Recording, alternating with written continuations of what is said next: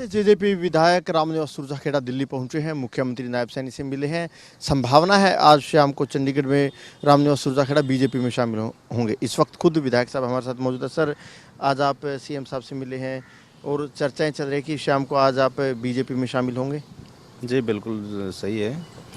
माननीय मुख्यमंत्री नायब सिंह सैनी से मुलाकात हुई सुबह 8 बजे और अब पूर्व मंत्री मनोहर लाल जी से, उसके बाद फिर हम चंडीगढ़ जाएंगे और चंडीगढ़ फिर पार्टी की जो भी सिस्टम है उसके मुताबिक वहाँ भारतीय जनता पार्टी को माननीय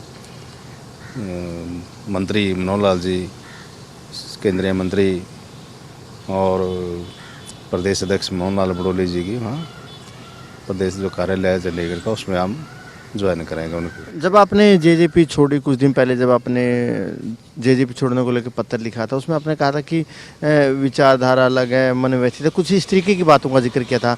जेजेपी छोड़ने की क्या खास वजह रही?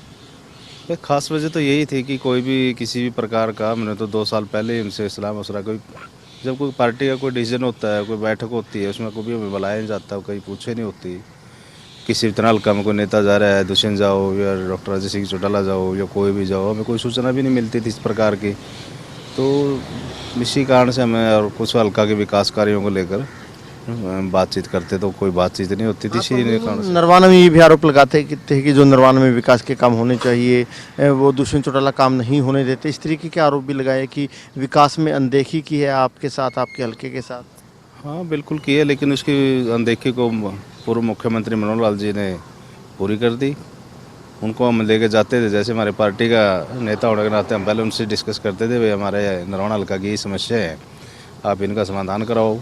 आप हरियाणा प्रदेश के डिप्टी सीएम है पार्टी की तरफ से, तो कोई सुनवाई नहीं होती थी। फिर जब माननीय पूर्व मुख्यमंत्री मनोहर लाल जी से संज्ञान में लेते थे तो नरवाना की समस्याओं का समाधान करने की पूरी कोशिश की और किया है।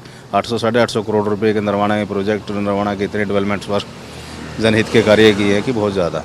जेजेपी पार्टी आपने छोड़ दी, साथ ही आपने जो विधायक पद है उससे भी इस्तीफा दिया था, लेकिन स्पीकर साहब का कहना था कि उन्होंने आपका इस्तीफा सोशल मीडिया में तो देखा, लेकिन उनको रिसीव नहीं हुआ था।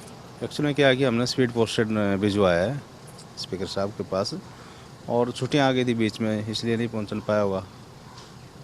माहौल क्या लगता है हरियाणा में आपको? बीजेपी का माहौल है या कांग्रेस ज़्यादा मजबूत है? क्या माहौल लगता है आपको? तीसरी बार भारतीय जनता पार्टी अपनी सरकार बनाएगी हरियाणा प्रदेश के अंदर। रामनिवास सुरजाखेड़ा आज बीजेपी में शामिल होंगे। आज शाम को बीजेपी में शामिल होने जा रहे हैं और रामनिवास सुरजाखेड़ा की तरफ से दावा किया जा रहा है कि हरियाणा में तीसरी बार बीजेपी की सरकार बनेगी। कैमरामैन सुनील के साथ अनिल मोर, खबरें अब तक, दिल्ली।